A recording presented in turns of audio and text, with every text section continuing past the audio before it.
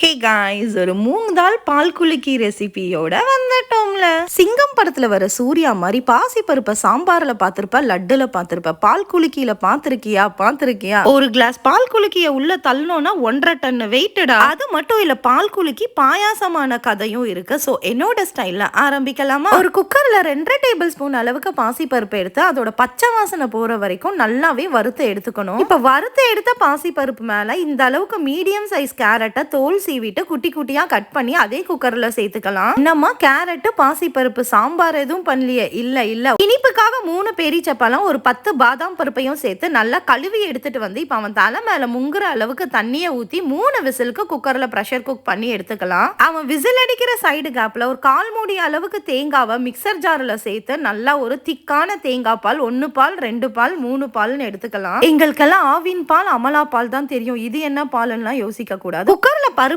பக்காவா வெந்துருச்சு. சோ நான் பேரிச்சப்பழத்துல இருக்கிற விதையை நீக்கிட்டேன். பாதாம் பருப்புல இருந்து தோலை எடுத்தாச்சு. உங்களுக்கு வேணும்னா நீங்க பாதாம் பருப்பையும் பேரிச்சப்பழத்தையும் தனியா ஊற வச்சு கூட சேர்த்துக்கலாம். அம்புட்டு தான். இவன் எல்லாத்தையும் மிக்சர் ஜார்ல சேர்த்து எந்த அளவுக்கு மையம் அரைக்க முடியுமோ அந்த அளவுக்கு ஒரு ஃபைன் பேஸ்டா அரைச்சு எடுத்துட்டு வந்துடலாம். அடுத்து என்ன, புளிஞ்சு வச்சிருக்கிற அமலா பால், சாரி தேங்காய் பால் கூட இந்த பாசி பருப்பு மிக்சரை சேர்த்து மிக்ஸ் பண்ணி எடுத்து நம்ம பால் குலுக்கி பக்காவா ரெடி ஆயிட்டா. நான் இனிப்புக்காக வெறும் பேரிச்சப்பழம் மட்டும் தான் ஆட் பண்ணிருக்கேன். உங்களுக்கு வேணும்னா நாட்டு சக்கரை, வெல்லம்னு எது வேணா சேர்த்துக்கலாம். டடா, ஒரு ஹெல்த்தியான பால் குலுக்கி ரெடி. இப்போ அந்த பால் குலுக்கி பாயாசமான கதையை பார்த்துடலாம். நெய்யில ஒரு கைப்பிடி அளவுக்கு முந்திரிய நல்லா வறுத்து எடுத்து நம்ம ரெடி பண்ணி வச்சிருக்கிற பால் குலுக்கி அவன் கூட சேர்த்து லைட்டா கொதி வரும்போது ஆஃப் பண்ணி எடுத்தோம். நம்ம பால் குலுக்கி பாயாசம் ரெடி. லஞ்ச் கோம்போக்கு ஸ்வீட் இருந்தா நல்லா இருக்கும்னு தோணுச்சு. ஃப்ரிட்ஜை திறந்து பார்க்கும் போது இவர் நான் தான் இருக்கேன்லன்னு சொன்னாரு. ஸோ லைட்டா அப்படியே அவரை தூக்கி பால் குலுக்கிய பாயாசமாக்கியாச்சு. கண்டிப்பா இதை பால் குலுக்கியாவோ இல்ல பாயாசமாவோ ட்ரை பண்ணிட்டு பக்கத்துல இருக்கவனை ஓங்கி அடிச்சா 1.5 டன் வெயிட்டடான்னு சொல்லி எஸ் ஆயிடுங்க.